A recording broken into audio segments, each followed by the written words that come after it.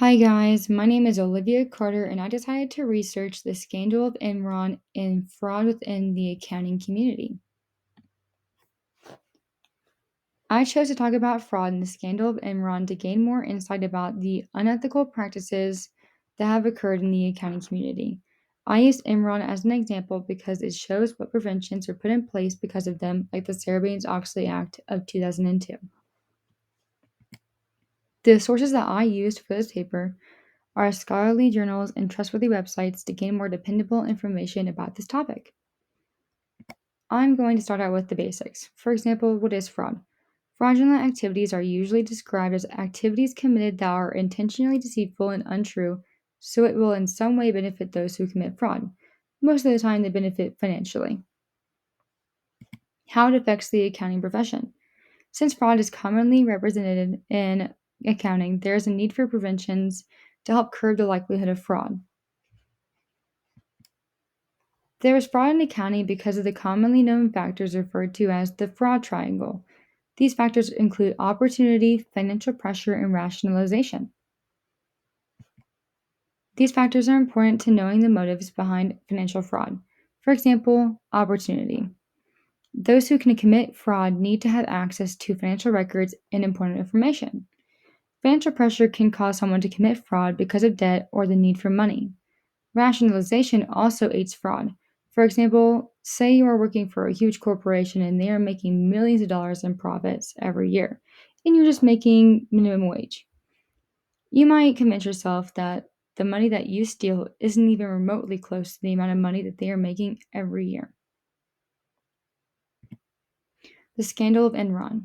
The scandal of Enron was a big deal because of how big the company was and how long they were able to hide their debt and true financial status from the public and their investors. Since they committed fraud for so long, they eventually became bankrupt. Enron simply committed fraud by not disclosing their real profits to their investors and to the public. They changed their accounting methods to market so they could report hypothetical earnings and profits without actually earning money. By overstating their earnings and not disclosing their debt, their investors never questioned their financial status. The SEC then became suspicious and started investigating them, discovering that they were $690 million in debt and could no longer stay in business. Due to the scandal of Enron, the Sarbanes-Oxley Act of 2002 was passed. The Sarbanes-Oxley Act of 2002 was the first major way to prevent fraud. This act required all publicly traded companies to be fully transparent with the public and their investors. They do so by hiring independent auditors annually and to implement internal controls that will help detect and prevent fraud from occurring.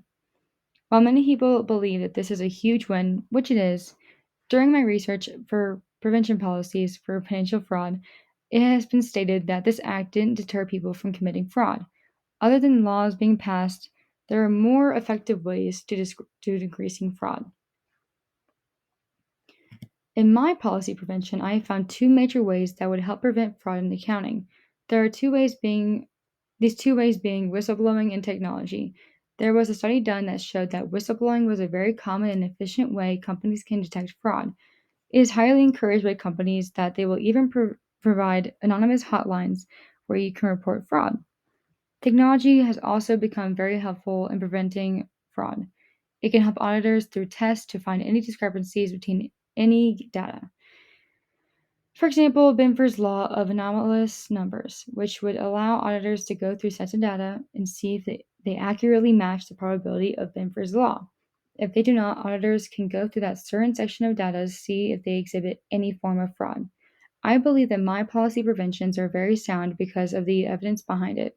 I think that these two preventions are very important to detecting and preventing fraud within the accounting profession.